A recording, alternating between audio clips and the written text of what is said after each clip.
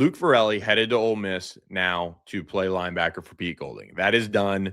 This is where things get interesting. And Ole Miss fans have a gripe with how things went down with Lane Kiffin and tampering and all those things. Here is, from what I understand, the difference here.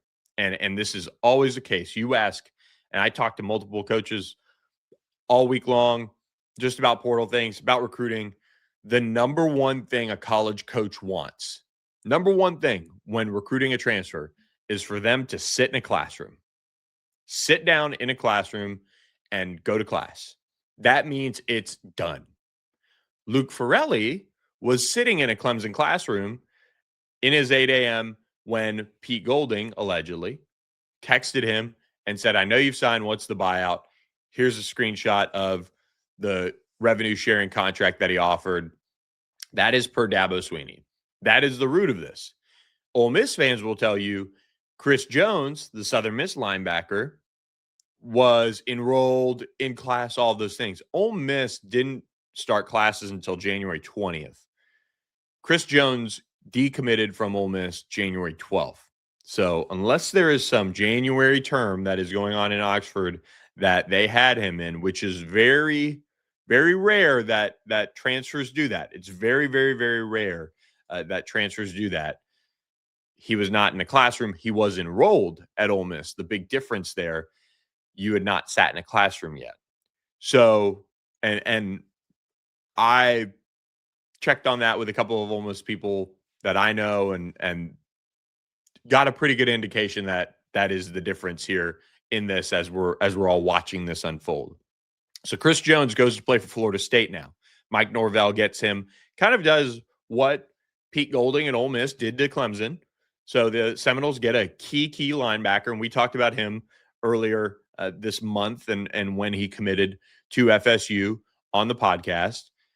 And for Ole Miss, they had to get Luke Ferrelli to withdraw, which you're still allowed to do. And at the same time, when you sit in a classroom, that is supposed to signal that you are officially out of the portal, you are officially gone, all of those things. So I do wonder how all of this is going to work out from that perspective, if this is, dove into by the NCAA, by, the powers that be. But so Dabo Swinney and Graham Neff held a press conference, and Chad Morris was there too. He ended up kind of being a side story to it as he was introduced as offense coordinator, and they talked about their plan. We'll break down Clemson again with Larry Williams of Tiger Illustrated later this week. But the violation has been reported to the NCAA per Graham Neff.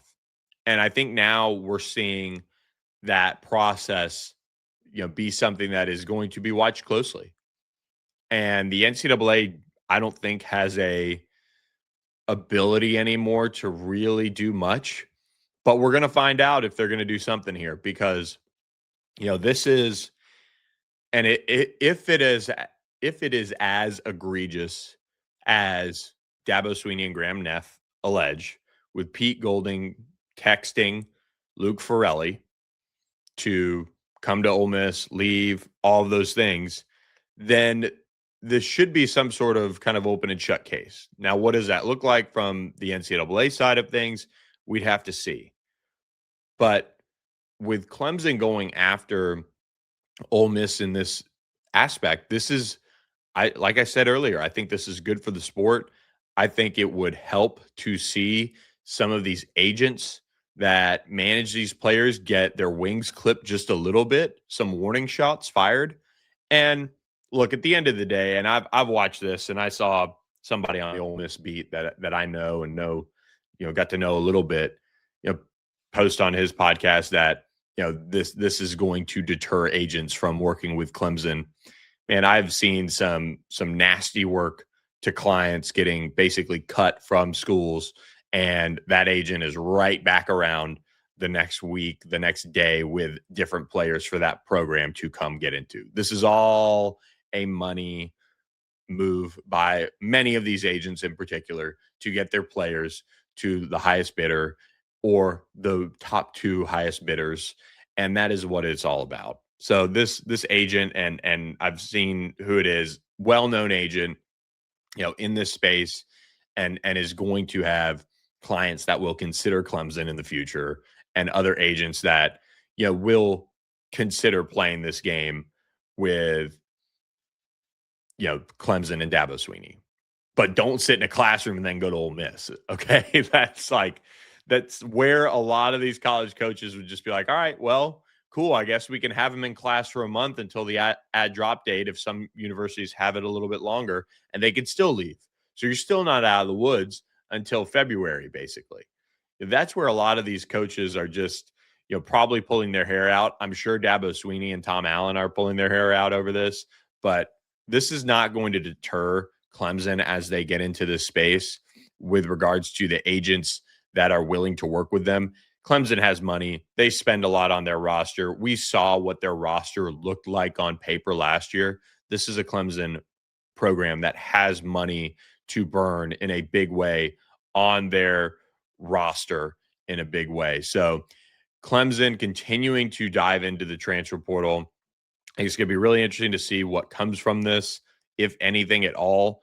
And, I think for me, though, I don't have a problem with coaches and universities and recruiting staffs and general managers and all these things working every single angle to build the roster that they can.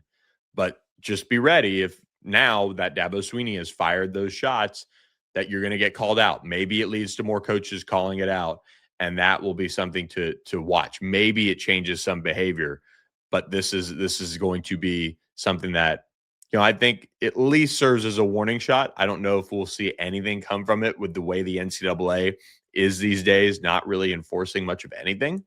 And that's the world we live in. They're worried about getting sued, just like, college programs don't appear to be worried about getting sued. That's kind of the opposite.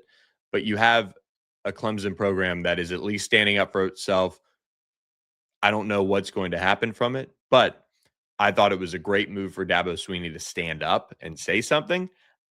I personally don't think that Dabo Swinney and the Clemson program is living with a clean house. That's just not the world you can live in the transfer portal and have some of the success getting some of the players that they did. But they're probably playing with at least a somewhat clean house. They're just a cleaning lady hasn't come in a week and a half or so.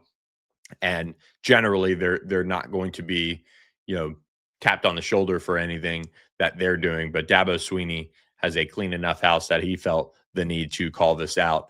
And we'll see if it leads to any change. But Ole Miss doing what it should do, just like Miami doing what it should do with Darian Mensah, trying to get him away from Duke at the last second to address a quarterback need. Because that's the world we live in, is there isn't much enforcement. There isn't much consequence around this. So those were the warning shots. I'll be interested to see if Dabo Swinney lets this go.